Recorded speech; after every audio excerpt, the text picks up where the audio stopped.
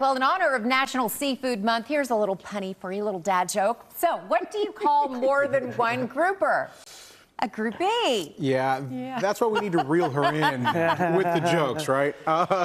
It's appropriate, though, considering that's what's on the menu here today. As you can see, we are celebrating National Seafood Month. I thought it was just the day. We've got Chef Ryan Orrick here with Seabreeze back in studio. Welcome, welcome, welcome. What's up, man? What'd you bring, man? I brought seafood. Yeah, a lot of it. For me, it's fish. It's not just National Seafood Month for me because I do that all year long, but in October we like to celebrate. So we're going to start by doing a blackened grouper dish. Okay. So grouper's a really nice, mild white fish. Usually just do a little bit of salt and pepper, and then I only like to blacken one side of it. Why is that? So the blackening doesn't take over. Yeah, you kind of get that. You notice? I noticed that. If you want that extra, you can do both. But one side for me, for the side that I'm going to present, will go down nice there. Okay. And then it's not going to have too much of that blackening flavor. Okay. Yeah, makes sense. So you were talking about grouper being a nice mild white fish, but you don't see it on a lot of menus, at least not in this part of the world. Yeah, you know, in Florida, it's everywhere. It's everywhere in Florida. Yeah. It's big oceans all over, so sometimes it's just sourcing and availability. We're really good at both of those things, so making sure that if it's fresh and available, we can get our hands on it. If not, we are a full fish market, so we usually have some other fish that we could kind of interchange or do something different. So if we couldn't get our hands on grouper today, I might have brought like a red snapper or maybe a red fish even, and cook it the same exact way.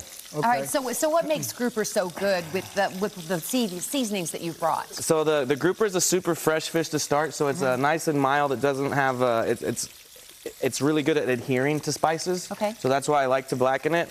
We're topping it with a really fun sauce right now. It's a smoked garlic goat cheese cream sauce. Okay, so tell me about that, because some people are against the idea of fish and cheese, right? You say just kind of go with it? It's like saying you have to have white wine with it. If you don't love white wine, have some red wine with your fish too. All right, but this doesn't take too long to cook. We only cook it for a few minutes on each side. So I'm gonna go ahead and flip this here. Okay. Oh, I see what you're saying, and of course that gives it that nice charred look. So that charred look is going to be what I like to, or as chefs call our presentation side. Yeah. So that's the side that we're going to put face up that gives it that nice prettiness. And then with the goat cheese cream, we actually take the garlic and put it in our smoker, smoke it over hickory, break down the with a little bit of cream, then goat cheese, and then just some thyme. That's a pro move right there to put the garlic in the smoker. Yeah, exactly. Get that nice smoky. So you say that there's some fish like salmon that you can cook, and it's okay if you undercook it because it's sushi. Yeah. What about grouper? Is that one of those fish, or is it one of those you really want to make sure you cook it pretty well? Technically, I always teach anyone when cooking fish is I would rather you undercook it than overcook anything. Once we overcook it, we're SOL. We can't really go back there. We're undercooking it. You can throw it a little bit back on.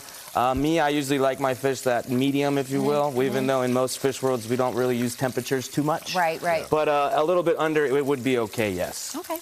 And we need to mention that every day, as you mentioned, is Seafood Day at your restaurant, Seabreeze. So remind viewers where they can find you, and are you running any specials like that right there? So that looks amazing. The grouper is going to be one of the specials that we're doing this week. We are in Plano, Texas. Probably been there for the last 18 years. As we move that over. And seafood platter. Look at this. So I had to bring a little bit of everything. You said seafood month, so this is some of my favorites. So shrimp cocktail, going to come out of the Gulf. We've got snow crab, some colossal big crab meat.